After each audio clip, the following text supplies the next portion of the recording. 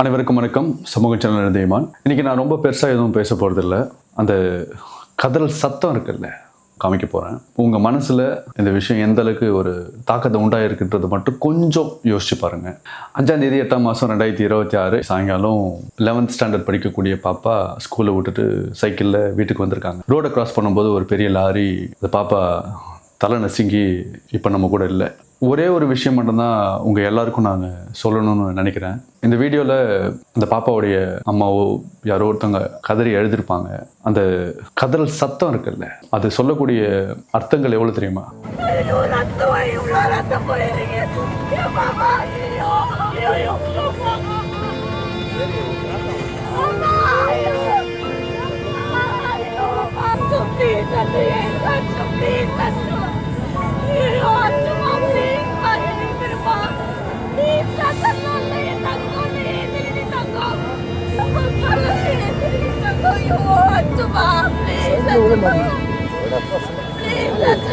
அந்த பொண்ணுடைய அம்மா மாதிரி கதறி கதறி அழுவாங்க. ஏந்திராச்சோ ஏந்திராச்சோ என் செல்லமே தங்கமே. அவங்களுடைய மனநிலையை ஒரு நிமிஷம் யோசிச்சு பாருங்க. பொண்ணு உண்மையாலுமே உயிரோடு தான் இருக்குதா இல்லை செத்துச்சா?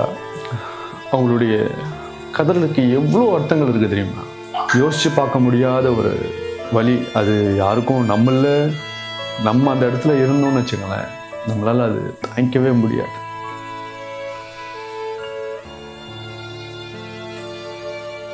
இந்த ஆக்சிடென்ட் விஷயத்தை கேள்விப்பட்ட உடனே வாட்ஸ்அப் குரூப்லாம் தேடி பார்க்குறேன். ஏதாவது இன்ஃபர்மேஷன் இருக்கா, ஏதாவது ஃபோட்டோஸ் வீடியோஸ் இருக்கா அப்படின்னு சொல்லிட்டு நிறைய ஃபோட்டோஸ் வீடியோ ஒன்று பார்த்தேன்.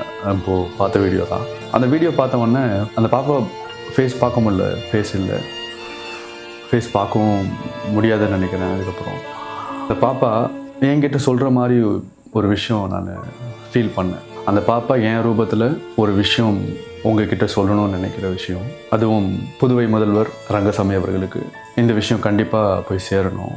மதிப்புக்குரிய முதல்வர் ரங்கசாமி அவர்களுக்கு ஒரு பேத்தியாக நான் உங்ககிட்ட கொஞ்சம் பேசணும். நான் ஸ்கூல் முடிச்சுட்டு மேட்டுப்பாளையத்தில் வீட்டுக்கு சைக்கிளில் போயிட்டுருக்கேன்.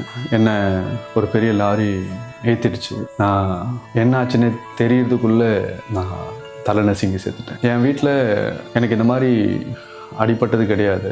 முதல் முறையாக இந்த மாதிரி ஒரு விஷயம், இவ்வளோ பெரிய விபத்து எனக்கு, அதில் என் உயிரே போயிடுச்சு. இதுக்கப்புறம் எங்கள் அம்மாவுக்கோ என் அப்பாவுக்கோ என் குடும்பத்தாருக்கோ நான் நேரில் அவங்கள பார்க்க முடியாது, பேச முடியாது. என்னுடைய நண்பர்கள்கிட்ட நான் பேச முடியாது, பிடிச்சவங்ககிட்ட நான் பேச முடியாது, பழக முடியாது. ஒரே ஒரு விஷயந்தான் தாத்தா நான் ஃபீல் பண்ணேன். நான் ஹெல்மெட் போட்டிருந்தேன் அப்படின்னா என் தலையாவது நான் கண்டிப்பாக பழிச்சுருந்துருப்பேன். ஒரு ஆக்சிடென்ட் ஆகிட்டு என் கை கால் போயிருந்தா கூடமே என் அப்பா அம்மாவுக்கு நான் உயிரோடாவது இருந்திருப்பேன். ஆனால் தலை நசுங்கி இப்படின்றதுக்குள்ளே என் உயிர் போயிடுச்சு. இதுக்கப்புறம் நான் இல்லை, இதுக்கப்புறம் நான் கிடையாது. புதுவை அரசாங்கத்துக்கு ஒரே ஒரு ரெக்வெஸ்ட் மட்டும்தான். அதே போல் மதிப்புக்குரிய முதல்வர் அவர்களுக்கும் ஒரே ஒரு கோரிக்கை. படிக்கிற மாணவர்களுக்கு சைக்கிள் கொடுக்குறீங்க, சைக்கிளோடு சேர்த்து ஹெல்மெட்டும் கொடுத்தீங்க அப்படின்னா ஹெல்மெட்டு போட்டு ட்ராவல் பண்ணணும் அப்படின்ற ஒரு விஷயமாவது படிக்கும்பொழுதே மாணவர்களுக்கு ஒரு விஷயம் பழகும். அந்த ஒரு விஷயத்த இந்த ஆக்சிடெண்ட்லேருந்து கொஞ்சம் கன்சிடர் பண்ணுங்க. பாண்டிச்சேரியில் நம்ம நிறைய இன்சிடென்ட்ஸ் பார்த்தோம். போன வருஷம்லாம் பயங்கரமாக நிறைய இன்சிடென்ட்ஸ். பசங்க, ஸ்கூல் பசங்க தான். எத்தனை பேர் நம்ம அந்த மாதிரி பார்க்கணும். பள்ளிக்கு மாணவர்கள் வரும்பொழுது, அது சைக்கிளில் பயணம் பண்ணி வரும்போது கண்டிப்பாக கம்பல்சரி ஹெல்மெட், அவங்களுடைய சேஃப்டி அண்ட் செக்யூரிட்டிக்காக இது கம்பல்ஷன் பண்ணணும். இது புதுவை அரசாங்கம், பள்ளித்துறையோ இல்லை அதுக்கான மாணவர்களுக்கான எந்த டிபார்ட்மெண்ட்டோ இதை கம்பல்ஷன் பண்ணணும். அரசாங்கம் மட்டும் இல்லாமல் குழந்தைகளோட பெற்றோர்களும் இந்த விஷயத்தை மைண்டில் வைக்கணும். பெரியவங்க தான் ஹெல்மெட் போடணும், எந்த ஒரு கோட்பாடும் இல்லை. பள்ளிக்கு போகிற மாணவர்களும் ஹெல்மெட் போடணும். அது அவங்க வண்டியில் போகிறாங்களோ இல்லை சைக்கிளில் போகிறாங்களோ கம்பல்சரி ஹெல்மெட் போடணும்.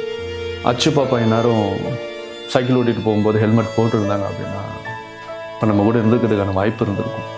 இல்லை, நமக்கு அந்த பழக்கம் இல்லை. நம்மளுடைய பெற்றோர்களோ இல்லை நம்மளுடைய அரசாங்கமோ நம்மளை சுற்றி இருக்கிறவங்களோ அந்த விஷயத்த சின்ன வயசுலேருந்தே பழகிறது இல்லை. வெளிநாட்டில் இதெல்லாம் கம்பல்ஷன். நீங்கள் நிறையா பார்க்கலாம். ஏற்றுக்க முடியாத ஒரு விபத்து பாப்பாவுடைய இந்த விபத்து. நாளைக்கு முழுமையாக பாப்பாவுடைய பேர் என்னன்னு தெரியல, பாப்பா எந்த ஊரை சார்ந்தவங்கன்னு தெரியல, எந்த ஸ்கூலில் படிக்கிறாங்கன்னு தெரியல, என்னதான் விஷயம்னு தெரியல, நியூஸ் பேப்பரில் வரும். இது புதுவை அரசாங்கம் இந்த ஒரு இம்ப்ளிமெண்ட்டை கொண்டு வந்தாங்கன்னா கண்டிப்பாக தமிழ்நாடு அரசும் இந்த விஷயத்தை பண்ணும். The welfare for the students should save their life. It should not take the life of a student. We cannot take it easily. இது ஈஸியாக எடுத்துகிட்டு போகிற மாதிரியான ஒரு விஷயமே இல்லை. I request our honorable chief minister Rangasamy ஐயா அவர்களுக்கு, ப்ளீஸ் டூ சம்திங். உங்ககிட்ட அரசாங்கம் இருக்குது, நீங்கள் நினச்சா அதை பண்ணலாம். ஒரு பேத்தியாக உங்ககிட்ட இதுக்கப்புறம் யாரும் அந்த மாதிரி என்னுடைய லிஸ்ட்டில் யாரும் வந்துடக்கூடாது. என்னுடைய கடைசி ஆசையை நான் அதை சொல்லிக்க விரும்புகிறேன். ஒரே ஒரு விஷயத்தை மட்டும் கண்டிப்பாக மாற்றியே ஆகணும். என்னென்னா, பள்ளி பகுதிகளில், குடியிருப்பு பகுதிகளில் மக்கள் அதிகமாக புழங்கக்கூடிய மீன் மார்க்கெட், காய்கறி மார்க்கெட், இந்த மாதிரியான அதிக மக்கள் கூடக்கூடிய இடங்கள்லாம் காலையில் சாயங்காலம் இந்த பீக் ஹவர்ஸ், இதுதான் மக்கள் இந்த டைமில் தான் வேக வேகமாக போவாங்க வருவாங்க. இந்த டைமில் கனரக வாகனங்களை தவிர்க்கணும். லோட் கேரியர்ஸ் இந்த மாதிரியான பெரிய பெரிய வண்டிகள்லாம் வந்து வர்றதை தவிர்க்கணும். இந்த மாதிரி வண்டிகளில் வர்றதை நம்ம தவிர்த்துட்டோம்னா ஆக்சிடென்ட்ஸ் குறையிறதுக்கான வாய்ப்புகள் இருக்குது. அது மட்டும் இல்லாமல் போக்குவரத்து ஒழுங்குபடுத்தணும். இந்த மாதிரி ஒரு சில ரூல்ஸ் அண்ட் ரெகுலேஷன்ஸை மட்டும் கரெக்டாக ஸ்ட்ரிக்டாக ஃபாலோ பண்ணோம் அப்படின்னா கண்டிப்பாக நிறைய உயிர் போகிற விஷயங்களை தவிர்க்கலாம்.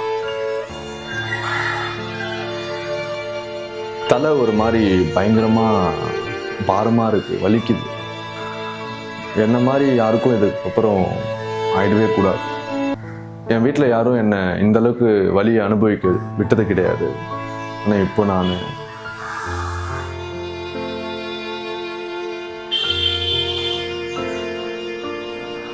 மாற்றம் வரணும். மாற்றத்தினால மற்றவர்களுடைய உயிர் காப்பாற்றப்படணும்.